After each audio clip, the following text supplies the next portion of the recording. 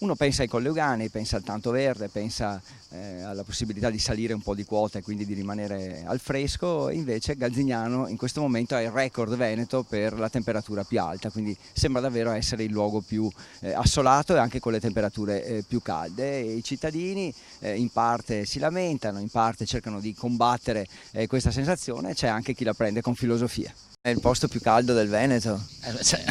Non per scherzo. Si sente?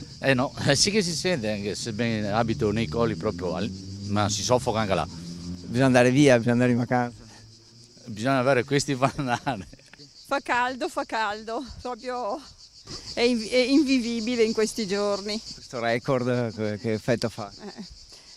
Oddio. Come ci si difende? Come ci si difende? Si sta barricati in casa con aria condizionata e ventilatori. Mi non sopra il caldo. Perché sta all'ombra? No, ma anche stesso. Il caldo non mi fa fastidio. Da cosa si sente che è così caldo? Anche fisicamente si crolla, non si riesce a fare nulla, proprio nulla, tutti sudati, tutto un casino. Ma perché facciamo un'intervista all'ombra?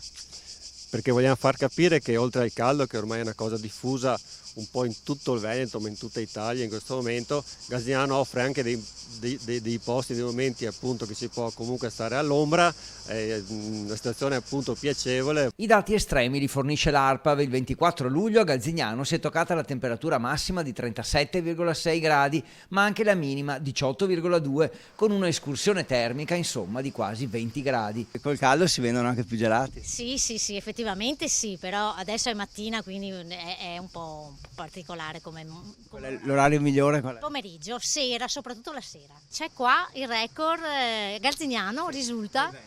Bene, non è che mi faccia tanto piacere, speriamo che duri poco però. Che magari si vende qualche gelato in più. Sì, quello sì. Sta attraversando in bicicletta il posto più caldo del Veneto. Sì, non solo qua comunque. Un po' tutti i colli. Abbastanza. Quando c'è così tanto caldo come ci si difende? Fontane, ogni tanto un po' di ombra e evitare magari le salite più impegnative. Quanti chilometri fa oggi? Oggi una cinquantina e poi riposo. Un record questo già toccato anche il 24 agosto 2011 con 39,8 gradi, un record del quale gli amministratori farebbero volentieri a meno. Non è piacevole, comunque una realtà come la nostra che sicuramente punta anche sul turismo, ovviamente finire la ribalta per questo record, ripeto, non è sicuramente la cosa più piacevole.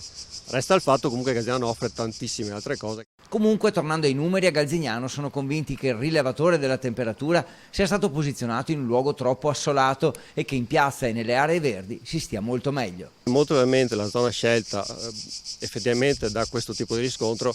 È anche vero che adesso noi siamo qui all'ombra, c'è un po' di aria, si sta bene tutto sommato, non è una situazione così insopportabile.